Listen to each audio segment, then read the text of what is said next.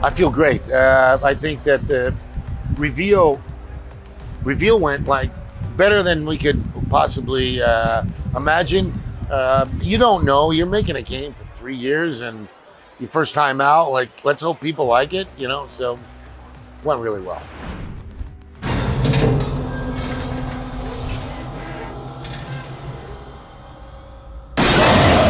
We were very conscious that the environments would look different. That was very important. I think you're going to get in there and you're going to play the game, maybe and think Dead Space, but when you're done, it's a different story, different characters, different universe, different way we tell the story. We go really deep on story. The combat is different. Enemies are different.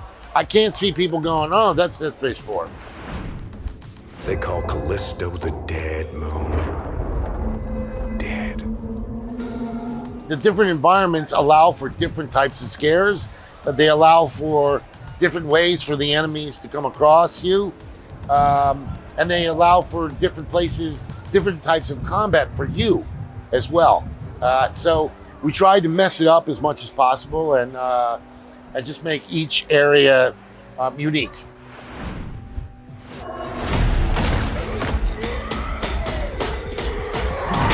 They're called the biophage. I think it means something like starting from virus. It has something to do with that. When you see a trailer, you usually see them when they're out already and they're fighting you and all that.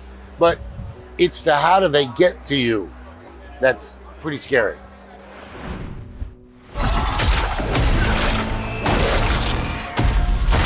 We spent a couple years on what we call the gore system. Like engineers, rendering engineers, a couple of artists, they just spent time tearing each and every enemy apart. And then, there were times where like, no, tear another hole in him. Go do this. And so each one, like, you may never see the same torn apart guy, twice. And that was part of it too. We wanted each and every person to have like a different horrific experience. Not only do we have a bunch of like horrible deaths, but then the way that he is built, he can be torn apart just by a normal, the enemy slicing him, and maybe his arm already has enough hit points. His arm will come off, his head will come off. So even the ones that aren't sort of planned are going to be different. Resident Evil 4 was a great game, and I'd finished it just before Dead Space, and it had a lot of influence. All due respect, wasn't the scariest game in the world, but it had a lot of tension.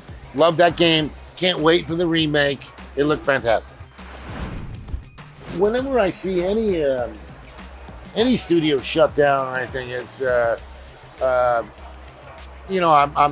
not a fan of that. I actually named it Visceral. So and we were at that time, the plan was we were going to make that kind of game. So Dante's Inferno came out a little after. We had another one that we were working on, but then I eventually left to go start Sledgehammer.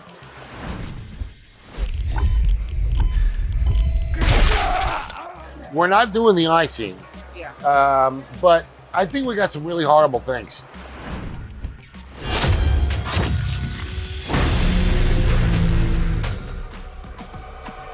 One thing that we did when we set up Striking Distance was we put a mocap studio in our office. No longer are the days where we would have, hey, in 3 weeks we got 2 days down in LA where we got mocap. Now it was like anytime we wanted, we could go back in and shoot. And that allowed for just greater range of movement, better quality across the board. No doubt that was conscious right from the very beginning. My chief creative officer was just like, you got to put a mocap studio in your new place. So we did.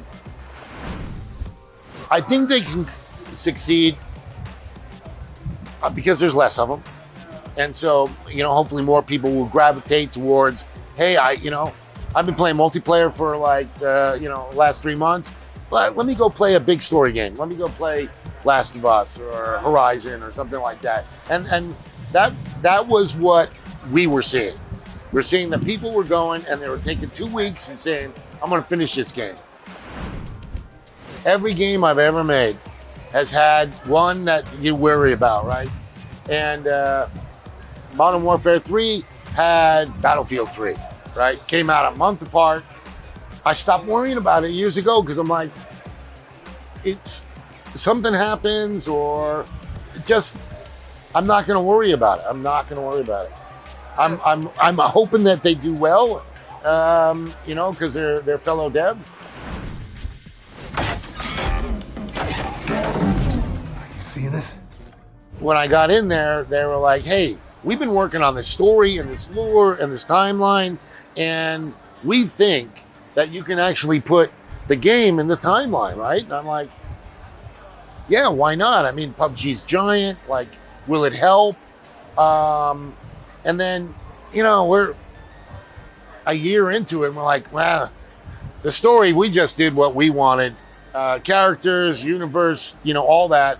And so we were late to announcing it because it really happened a while ago. But we just didn't want people getting confused, so we came out with the announcement, it's no more in there. These new systems, they do not come with instructions, right? You're like, you got millions of dollars worth of engineers who got to figure this darn thing out. So in the beginning, it's hard, right? The easiest thing to get in the very beginning is graphics. Then comes audio. Then comes special effects. Then comes, like, our main character is awesome.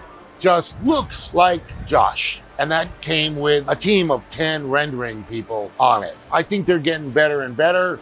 I think, yes, games have had moments. I think now you're going to start to see people, you know, playing more. So whatever you're holding on to right there, that's your old life.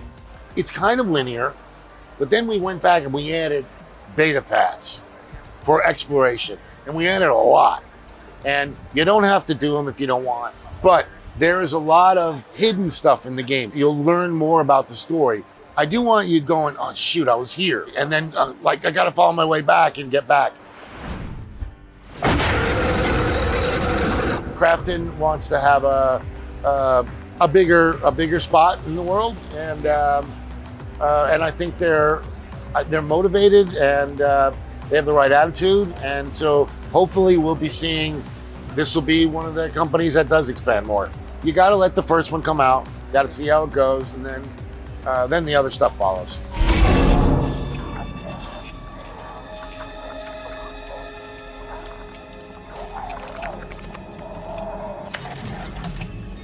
This is Black Irons to transport ship Charon. You are cleared for landing.